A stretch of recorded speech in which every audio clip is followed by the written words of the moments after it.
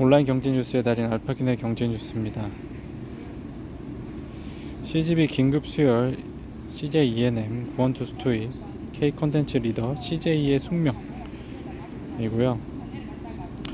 CJ 라이브 시티가 완공되면 그룹의 문화 사업은 영화, 음악, 공연 등 콘텐츠를 아우르는 복합 문화 공간까지 확장된다. 이는 문화 사업의 애착이 남다른 이 회장의 뚝심이 녹아있는 수건 사업이다. CJ 라이브 시티 건립 역시 CJ ENM 문화 사업의 결정판으로 그룹 재도약의 발판이 될 것이란 기대를 받고 있다.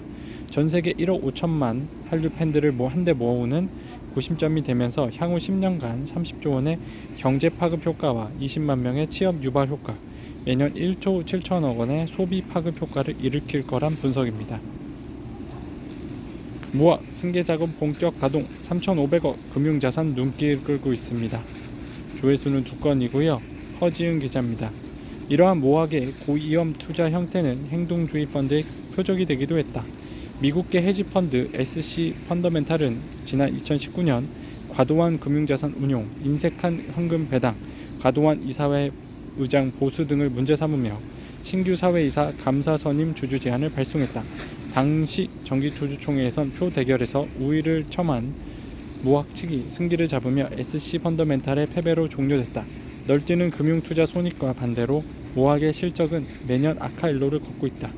모학 순이익은 2020년 133억 원에서 2021년 160억 원으로 적자 전환했고 지난해에도 132억 원의 손실을 내면서 2년 연속 적자가 지속됐다. 올해 1분기엔 384억 원의 순이익을 내며 흑자 전환에 성공했지만 낙관하기엔 이르다는 분석도 나옵니다. 플랜 B 없다. 대한항공 아시아나 합병 3분기 마무리 가닥. 조회수 1건이고요. 송재민 기자입니다. 황용식 세종대 교수는 합병이 불발되면 재무 상태가 좋지 않은 아시아나 항공을 매각하기 위한 또 다른 인수자를 찾아야 하는데 현재로선 대한항공 항공위에 마땅한 곳을 찾기 쉽지 않을 것으로 보인다고 말했다. 또한 지금까지의 시그널을 보면 유럽 당국이 합병 승인할 가능성이 높다며 현미경을 대고 깐깐하게 확인하고 슬롯 반납 등의 제약 조건들을 내거는 것식으로 올 하반기에는 결과가 나올 것 같다고 말했다. 대한항공 친환경 항공유 항공기 도입 속도 내고 있습니다. 박호현 기자고요. 대한항공이 친환경 항공유를 도입하고 항공 폐기물을 재활용하는 등 환경사회 지배구조 ESG 경영 강화에 속도를 내고 있다. 해상 선박 규제처럼 글로벌 항공업계에서도 탄소 감축 논의에 속도가 붙으면서 대한항공도 한 박자 빠르게 친환경 사업 체질로 바꾸고 있습니다. 주주 챙기는 SK 디스커버리 자사주 600억 소각하고 있습니다. 송민근 기자고요. SK 디스커버리는 이미 2021년 주주 가치를 제고하기 위한 3개년 중기 배당 정책을 발표하고 중간 배당 실시, 주당 배당금 우상향 등 주주 환원 정책을 시행해왔다. 순수 투자 지주사인 SK 디스커버리의 주주 환원율을 자본시장이 요구하는 수준으로 높이기 위해 점진적인 배당 확대 및 자사주 매입, 소각을 지속적으로 추진해 나가겠다는 계획입니다. 근처 아파트는 6억 넘는데 5억도 안 되네 청약 열풍이 있습니다. 이인혁 기자고요. 부동산 정보업체 리얼투데이에 따르면 3분기 전국 11개 단지 총 9,183가구의 공공택지 내 민간 분양 아파트가 쏟아질 예정이다.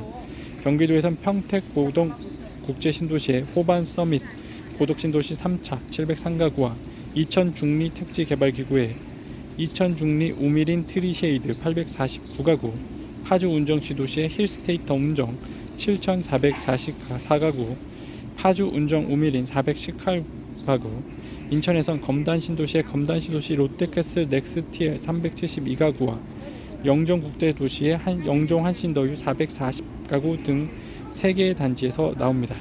수도권에선 성남 신촌지구와 오양 장항지구, 화성 향남 2지구, 파주 운정 신도시 등 4개 단지에서 1938가구 규모의 공공분양 물량도 나옵니다.